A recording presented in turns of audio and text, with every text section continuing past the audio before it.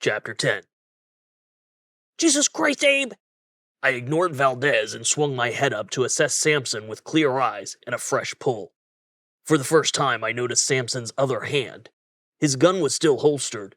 He had punched me with his shooting hand, but his left hand gripped a hunting knife.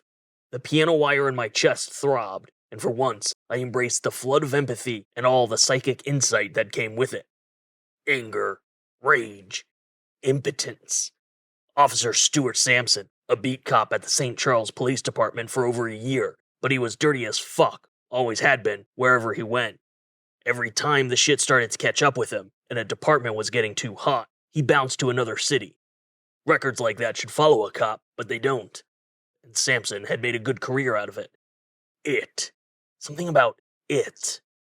The body cams were designed to hold cops accountable, but Samson was a pro at using them to his own advantage, weaving and manipulating the narrative to suit his needs, and using obviously unimpeachable video evidence to back up his claims. He didn't just plant evidence, he manufactured it right alongside the crime, the perpetrator, and whatever the fuck else he needed. Whatever the fuck else he was paid to do. Fuck. That was it. Yeah, Samson was dirty, but when the money is right, most people don't mind getting down in the muck and slinging mud. Officer Samson was hardly a lone wolf, and definitely no criminal mastermind. He was on the take, meaning someone else was behind the money, which might explain the impotence. Sure, Samson was just another dirty cop, selling his services to the highest bidder, but maybe he was caught in the middle of a power struggle or conflicting bidders, and for that matter, nervous.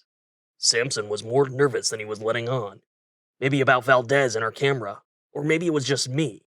I had crossed paths with Samson and a few other of SCPD's less than finest enough times for them to know that it's generally a bad idea to stick me between a rock and a hard place. Now that I felt his nervousness, I could see it more clearly in his eyes. He was trying to assess me quickly, turning the knife handle around in his hand. No, scratch that. He had already plotted. Samson had all this mapped out long before he had cornered us. Right now, he was calculating how to execute his next step, and he was nervous about fucking up. That was the it. Listen, I said, speaking low and forcefully. I was leaning into the pull, forcing my own vibrations down the wire. It took a lot of focus, and certainly wasn't as simple as just punching someone, but every now and then. Valdes tried to reach for me, but I waved her back. Samson's eye twitched as his subconscious struggled against the pull, and I was worried he was wound too tight to affect anything substantive. His mouth fell open, compelled by that invisible vibration he felt in his own chest. But his arm was already in motion. The hunting knife swung wide, and I reacted without thinking. I knocked his arm sideways and grabbed his wrist, twisting it sharply until he dropped the blade. I thought briefly of the punk at Murph's with a busted wrist and immediately released Samson. He was still a cop, and still wearing a body cam, even if it wasn't currently on. Samson stumbled back, and I quickly scooped up the knife, before I promptly realized my galactic-sized fuck-up. Goddamn fucking Play-Doh brains. Officer Stu Shithead Samson rose to his full height, a smarmy smirk plastered across that sleazy face. He clicked on the body cam. I looked down at the knife in my hand. The knife he had swung at me while wearing those black fucking latex gloves. Gloves that were made for handling dirty things. Dirty things like murder weapons. Murder weapons that you didn't want your fingerprints all over. Samson didn't have to say a single fucking word because the pull told me the whole story. I looked down at the knife and saw trace remains of dried blood. Blood from the John Doe that Valdes and I had just visited. He had been stabbed and brutally carved in such a way that the cops withheld the details in hopes it might help identify the killer. Not that it would matter anymore. My fingerprints were on the goddamn murder weapon. And now Samson had a video of me holding the knife. Dirty as they fucking come. And Samson was relieved. Despite Valdes still recording the entire encounter, the scumbag was actually feeling a sense of accomplishment. He was able to pull off this little scam of his without even drawing his gun. Well, fuck you, Stu Samson. You picked a bad day for this, Samson, I growled. Not like I had a fucking choice. In the same way I took a step back and let the pull do its thing, I put a foot forward and let my other marquee ability take the lead, which is considerably easier since it's my fist. My turn, motherfucker. The knife dropped from my hand, and my fist rammed into Samson's face. I could hear the cartilage in his nose snap and saw blood gush. The knife clattered to the pavement. Samson stumbled into a crouch, cupping his bleeding nose with a hand. He tried to use the low ground to aim an uppercut at my jaw. I twisted and grabbed the front of his uniform, throwing him violently into the hospital wall with enough force that a few finger bones snapped in a poorly placed hand.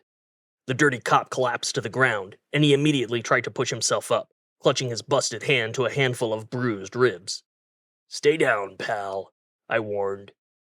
It seemed reasonable to assume that body cams were automatically backed up somewhere. On the other hand, that would present another layer of complexity to Samson's manipulation of evidence. Hedging my bets, I ripped the unit off his shoulder, threw it to the ground, and stomped the shit out of it. If Valdes was the only one with video evidence, then at least we had the upper hand. I scooped up the knife and started wiping my prints off it with my shirt. I nodded at Valdes. "We should get out of here." I let the knife drop back to the ground and started for the rear of the van, Valdes in tow. "Fuck you, Owens!" Yeah. I didn't bother turning around.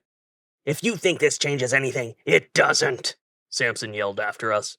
"The sheer number of contingencies he's set up, trust me, you are grade A fucked, Abraham Owens."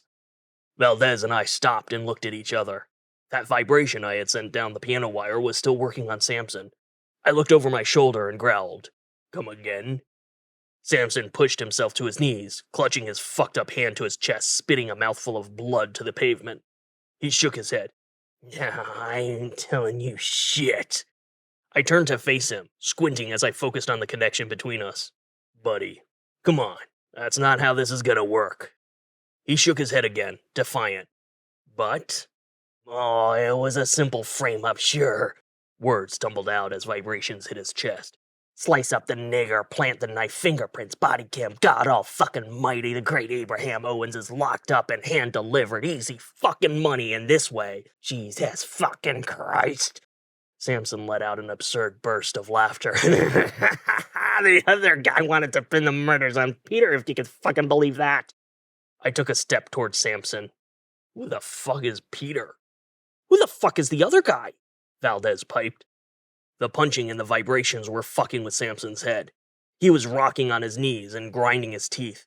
"It doesn't fucking matter, but fuck! Peter's gonna think I can't handle a simple fucking job!" "The other guy," Valdes insisted, kneeling in front of Samson and grabbing his shoulders, pushing him back against the wall. "Is it Councilman White? Is that the other guy? Are you working for Councilman White?" "I go where the money is," Samson said, eyes manic. "Again, not that it fucking matters, Peter." Samson trailed off as my focus waned. His face twisted in disgust, sneering at Valdes. "Get the fuck off me, you spick-licking bitch!" Samson shoved Valdes back, and she tumbled to the ground, banging her head against the bottom of the van. Her phone clattered to the side, and Samson sprang to his feet, his eyes locked on the phone that had been recording the entire encounter. He was only able to take a single step toward the phone before I poured every ounce of strength I had into a punch that sent him spinning. He rebounded off the hospital wall into the van before collapsing face first into the pavement. Yeah, he probably wasn't getting up anytime soon. So here's the thing about getting stuck between a rock and a hard place. I am the hard place.